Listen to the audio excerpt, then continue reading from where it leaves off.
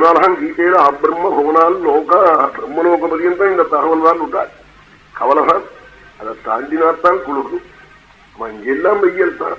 அப்படி ஊட்டிக்கு போக ஆரம்பிச்சா மேட்டுப்பாளையம் போற போதே வடவடங்கிறது. ஊட்டிக்கு போய் சேரவான்னா மேட்டுப்பாளையம் போற போதே குளிர்றது. ஊட்டியில கூட வெயிலா இருக்கும்னு நினைக்கிறேன். இங்க இருக்கிற வெயில பார்த்தா சத்திய வெயில் இல்ல. இந்த 6 கிரக யோகம் அவன் ஒரே தாபம், அக்னி பயம், தீர்த்த பயம், இடி பயம், பூகம்பம், விஷபயம், இப்படிதான் சொல்றார்.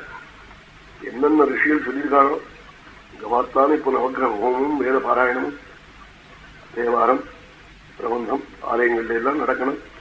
அப்படி வாஸ்தவமான க்ஷத்திரியன் இருந்தா அப்படி பண்ணுவோம். இப்போ நம்பி இந்த சாஸ்திரங்களை நம்பி அங்கங்க கோவிலுக்கு கோவில் ஜபம் பண்ண சொல்லணும், ஹோமங்கள் பண்ண சொல்லணும், அர்ச்சனங்கள் பண்ண சொல்லணும், தீபங்கள் போடணும். இப்படிலாம் போட்டா இந்த கஷ்டங்கள்லாம் நீங்கி போயிடும். மழை கொட்டும்னே அதுல ஒன்றும் சந்தேகமே இல்லை. ரொம்ப கௌரவமான காலம் இந்த சந்தர்ப்பம். 6 கிரகம் போய் அசுர குரு சுக்கிரன் அவன் வீட்டுல போய் சேர்ந்தது. அவனும் வந்து சேர்ந்துக்கிறான். குருவும் வரா, ராகுவும் வரா, சூரியன் வரா, சந்திரன் வரா, புதன் வரா. இத்தனை பேர்கள் அங்க 5-6 பேர்கள் சேர்ந்தார். இதோட போச்சோம்னா பின்னாடி மார்ச் மாசத்துல கும்பராசியில வர வந்து சேர்ந்தார் 3-4 கிரகம். சூரிய அங்காரகன் ராகுவி. தசரதர் சொன்னாரே சூரியன் அங்காரகன் ராகு சேர்ந்திருக்கான், கட்டாயம் நான் போடுவேன், இருக்க மாட்டேன்னு இருக்காருவர். தசரதர் அப்படியே தீர்மானமா சொல்லிவிட்டார் ராமன்றதுல. ராஜாகி மருத்துவமாப்னோதி கோராம்பா ஆபதமிச்சதி. நான் போடுவேன் நாம, அதனாலதான் பட்டாபிஷேகம் பண்ணணும் சீக்கிரம் உனக்குன்னு நினைக்கிறேன் சொன்னார். சொல்லி 4 நாளைக்கெல்லாம் ராஜா போட்டாள் தசரதர். பட்டாபிஷேகம் நடக்கல, தசரதர் காலம் ஆயிட்டாள். கிரகங்கள்லாம் ஆகாசத்துல இருக்கு.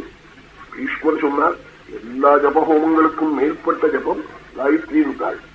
ஏன்னா ஏகாஸ்தே தாருணா கேச்சிது இது சூரியாலயோ கிரகாக ஏகாபி சௌமியா ஜாயந்தே சிவா சிவதரா ஸ்பதான்னார். ஆகாசத்துல கிரகங்கள் சேர்ந்து தாருணமா கடோரமா சேர்ந்தார் ஒரு ஜாதகனுக்கு அது தொந்தரவு கொடுக்கும். அப்ப என்ன பண்ணணும்னா ரொம்ப காயத்ரி ஜபிச்சு விடு. ஜபிச்சா உலகத்துல இருக்கிறவாள்லாம் காயத்ரி ஜபம் இல்லாத அப்ராமணா ஸ்ரீகள்லாம் கூட நல்லா ஆயிடுவாள் நீ ஜபிக்கிற புண்ணியம். பீஷ்மர் போய் பாரதத்துல தர்மபுத்திரனை பார்த்து இப்ப கிரகங்கள் நல்லா இல்லையே நீ ஜபம் பண்ணுங்கிறாள். அதுக்குத்தானே பெரியவாள் தாத்தா பீஷ்மர் தாத்தா பேரனுக்கு வேற அவர் எது சொத்தை கொடுக்கறது என்ன இதான் சொத்து. ஏகாசிய தாருணா கேச்சிது இது சூரியாதயோ கிரகா தேசாபி சௌமியா ஜாயந்தே சிவாக சிவதரா ததா. பிரம்மண காயத்ரி பிரம்மண குழந்தைகளுக்குலாம் இதுதான் சொல்றது இந்த ஸ்லோகத்தை. காயத்ரி எத்தனை பெருமை பாரு, காயத்ரியினுடைய மகிமை. காயத்ரி இப்ப எல்லாரும் ஜபிக்கிறான், கையை உள்ள வச்சுக்கிறான். அது போராது. அவன் கையை உள்ள வச்சுட்டே இருக்கான். அரா வந்தா உடனே ஒரு கையை எடுத்துட்டு பேசுறான்.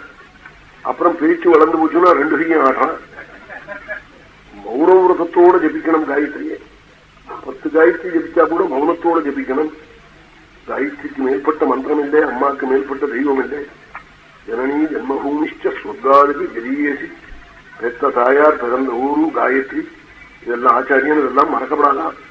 அவன் மந்திரோபதேசம் பண்ணின ஆச்சாரியனா அவமதிச்சா ஒரு அவஜ்ஞையா மிருத்யு மரணம் கட்டி போடும்னா மந்திர தியாகா தரித்திரதா. சில மந்திரத்தை விட்டு விடுவான், தாரித்யம் வந்து சுத்தும். மந்திரங்களை உபதேசம் பண்ணிக்கிறது உற்சாகமா பண்ணி விடுவான், அப்புறம் ஜபிக்க மாட்டான். தாரித்யம் வந்து அக்கா வந்து விடுவாளாக்கு, ஏழ்மை வந்து விடும். அப்படி இல்லாம எல்லாமே மந்திரங்களை ஸ்ரத்தையா அது மாதிரி ஜபம் பண்ணணும். பண்ணினா க்ஷேமம் கட்டாயம் உண்டு.